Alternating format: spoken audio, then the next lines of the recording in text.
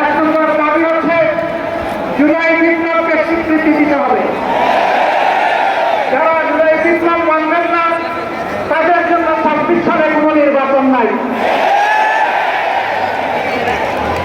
26 সাল নির্বাচন দেখতে হলে আগে জুলাই বিপ্লবের স্বীকৃতি লাগবে। আর জুলাই বিপ্লবের স্বীকৃতি দিতে হবে, জুলাই সমাজের আইনি ভিত্তি দিতেই হবে। এই আইনি ভিত্তি ছাড়া কোন নির্বাচন অনুষ্ঠান হওয়ার কোন সম্ভাবনা নেই। সফল হবে আইনি ভিত্তির গোড়াপত্র। এদেশের মুক্তিকামী মানুষের কথা একটাই, জাতীয় সংসদ নির্বাচনের আগে গণভোট অনুষ্ঠিত হতে হবে। গণভোটের ব্যাপারে সকল দল একমত, তাহলে তারিখকে এই বায়নাবাজি কেন? একমত হয়ে যখন স্বাক্ষর করেছি সবাই, তখন গণভোট আগে হওয়াই হচ্ছে যুক্তিযুক্ত। এর মধ্যে দিয়ে আইনি ভিত্তির পাটাতন তৈরি হবে ইনশাআল্লাহ, এবং এর ভিত্তিতেই আগামী জাতীয় সংসদের নির্বাচন অনুষ্ঠিত হবে। ওই নির্বাচন যখন অনুষ্ঠিত হবে তখন আর কোনো সংশয় সন্দেহ থাকবে না। আমরা চাই আগামী ফেব্রুয়ারিতে যাওয়ার আগেই জাতীয় সংসদ নির্বাচন অনুষ্ঠিত হোক। এইটা নিয়ে কেউ ভূমিকা সৃষ্টি করার উপায় তারা জানাবেন না, ওদের বৃত্তি বুঝিয়ে বেড়ে ফেলবেন না। আমরা জাতীয় ঐক্যমত কমিশনে গিয়ে সকল দল আমাদের মতামত দিয়েছি। এই আসনের পক্ষ থেকে তখন সালে নোট অফ ডিসেন্ট আমরা দেই না। আমরা প্রস্তাবনা করে যৌক্তিক মনে করে সেখানে আলাপ আলোচনায় আমরা ইতিবাচক মত দিয়েছি। এরপরে সংখ্যাগরিষ্ঠ দলের মতামতের ভিত্তিতে একটা চাকা তৈরি হয়েছে। এটি হচ্ছে গণতন্ত্রের কথা, সংখ্যাগরিষ্ঠ যা বলবে বাকিরা তাই মেনে নেবে।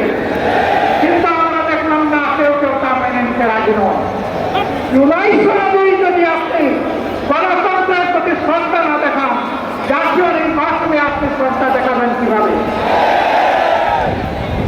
এই জায়গায় আসতে হবে, সকল বায়না ভুলে যান। জুলাই শহীদের রক্তের প্রতি সম্মান দেখান। জুলাই যারা লড়াই করেছে, ভোগ ত্যাগ করে, যারা সংঘাতায় এখনো দুঃখে দুঃখে কষ্ট করছে, মেহরবানি করে তাদের বুকের ভাষা বোঝার চেষ্টা করুন। আমার ভাই আল্লামা মামুনুল্লাহ সাহেব বলেছেন, লড়াই করে বেশিরভাগ বিদায় করেছি, লড়াই করে জনগণের দাবি আদায় করব।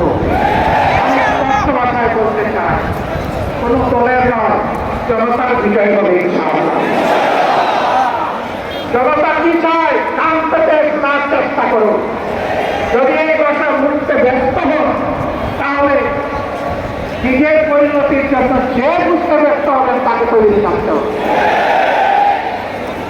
আমরা কথা দিচ্ছি বাংলাদেশের জনগণকে, আমাদের সহযোদ্ধারা আমাদের হাতে এনে মুক্তির প্রাথমিক পরিবেশটা উপহার দিয়েছে। আমরা জনগণের মুক্তি আদায় করেই গড়েতে বলছি। আমরা ভদ্র ভাষায় কথা বলছি, ভদ্র ভাষায় কথা বলবো, কিন্তু আমাদের দাবির ব্যাপারে আমরা হিমালয়ের মতো নড় থাকবো।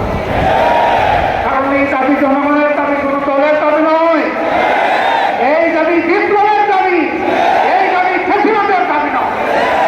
অতএব ফেসিবাদের দাবির কাছে বাংলাদেশের জনগণ মাথা নত করে না। যতক্ষণ পর্যন্ত জনগণের দাবি আদায় না হবে, আমাদের আন্দোলন দুর্বার গতিতে চলতে থাকবে। আজ শীর্ষ নেতৃবৃন্দ এই মিটিংয়ের পরে আমরা মিলিত হচ্ছি। পরবর্তী কর্মসূচি তথা শীঘ্রই আপনারা জানতে পারবেন। সেই কর্মসূচি বাস্তবায়নের জন্য প্রস্তুতি নেওয়ার আহ্বান জানিয়ে এবং সরকারকে জনগণের ভাষা বুঝে অতি শীঘ্রে গণভোট আগে নেওয়ার সিদ্ধান্ত নেওয়ার আহ্বান জানিয়ে আমার বক্তব্য এখানে শেষ করছি। আল্লাহ হাফেজ।